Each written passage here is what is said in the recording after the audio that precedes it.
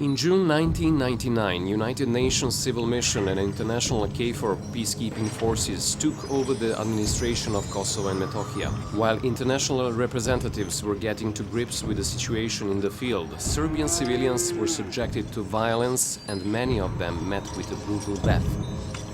In a short period of time, more than 220,000 Serbs and other non-Albanians were exiled.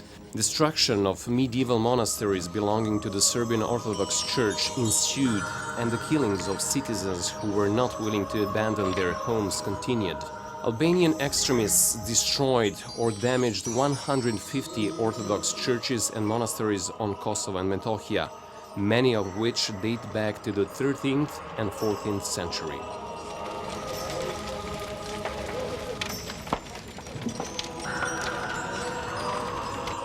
Serbian Orthodox Church and its flock suffered the worst blow on March 17, 2004. The Crystal Night, as it was referred to by many high international representatives, shocked the world. 34 Serbian monasteries and churches were destroyed at the time.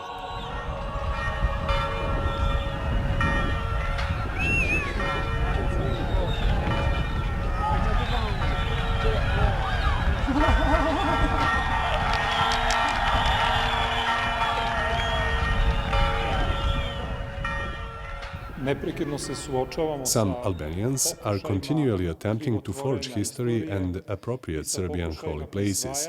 Also, we are faced with a rising threat of Islamic fundamentalism, a phenomenon that didn't exist in these parts prior to the war of 1999. Destruction of Serbian medieval cultural heritage continues to this day. In Babljak village near the town of Uroševac, that was named after Serbian King Uroš, only 11 elderly Serbs remain. All the Serbian houses were demolished in 1999. New ones were built in their place, but in vain. Albanian extremists who've had free access to open Albanian border crossings for 16 years would demolish them again. This also facilitated extremists in covering their tracks. The 300-year-old village cemetery has been devastated. Rajko Denić, a local Serb, says that he fears for his safety. He is committed to preserving what's left on the graves and the old church to the extent of putting his life on the line. As you can see, a fence like this encompasses churches and monasteries in Kosovo and Metohija. This church was burglarized 17 times. Even the church bell was stolen. Is that democracy? Is that the democracy they are advocating? It has nothing to do with democracy, but we are struggling to preserve our identity and our faith. And we will fight for that, for as long as we live. We have to prove them that this is not their culture, that these are not their monuments, but ours. Let them guard their own heritage, we will guard ours. That is our message to neighbors Albanians. In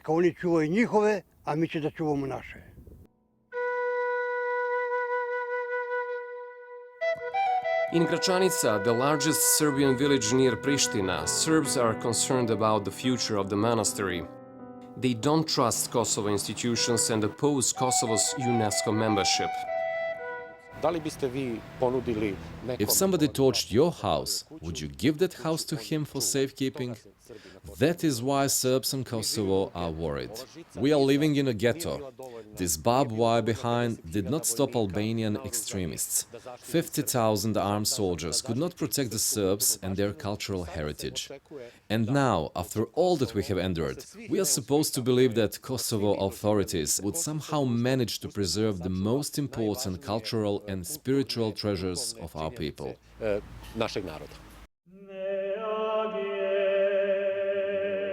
Gračanica monastery was built by Serbian King Milutin in 1321. This medieval monastery is one of the 4 monasteries in the area that are on the UNESCO list of World Heritage in Danger. For centuries, people have been admiring the beauty of Gračanica, and the spiritual legacy of this monastery is deeply rooted into the cultural and historic memory of Serbian people. Kosovo and Metohija is Serbian Jerusalem. votive soil that is essential importance for the spiritual and cultural identity of Serbian people. The set of the primate of our church has been in the Patriarchate of Peć in Metohija since the 13th century. Our predecessors, led by Serbian archbishops and rulers, expressed their faith by building the so-called endowments, memorial churches and monasteries. Those cultural treasures have been guarded from the time they were built by those very Christians, those people who have been living there to this day. They have survived 5 centuries of merciless Ottoman rule, when great many churches and monasteries were destroyed or turned into mosques. Today, this cultural heritage is faced with unprecedented challenges and attacks.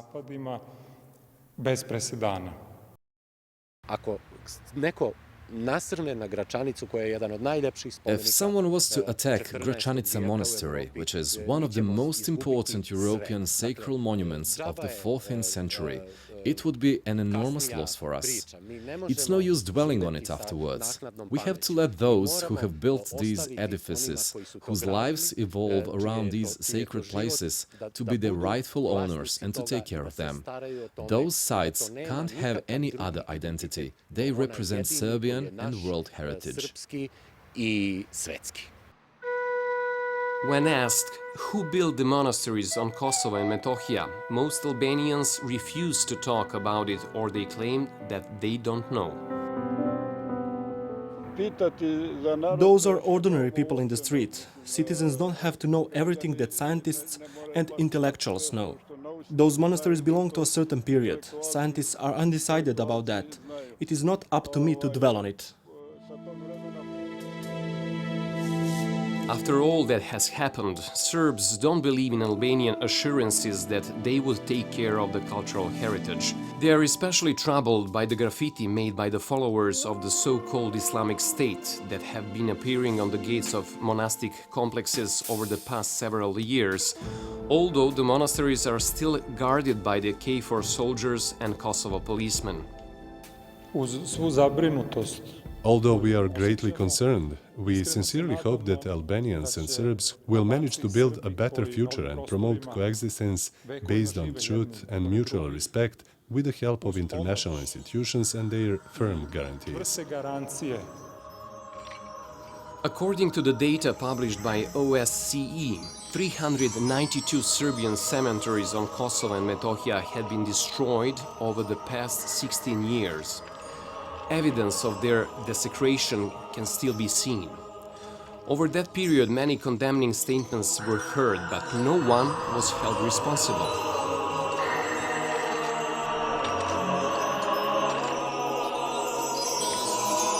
Kosovo, whose authorities have been tolerating the destruction of Serbian heritage for so long, is now striving to enter the international institution that is supposed to value and protect that heritage.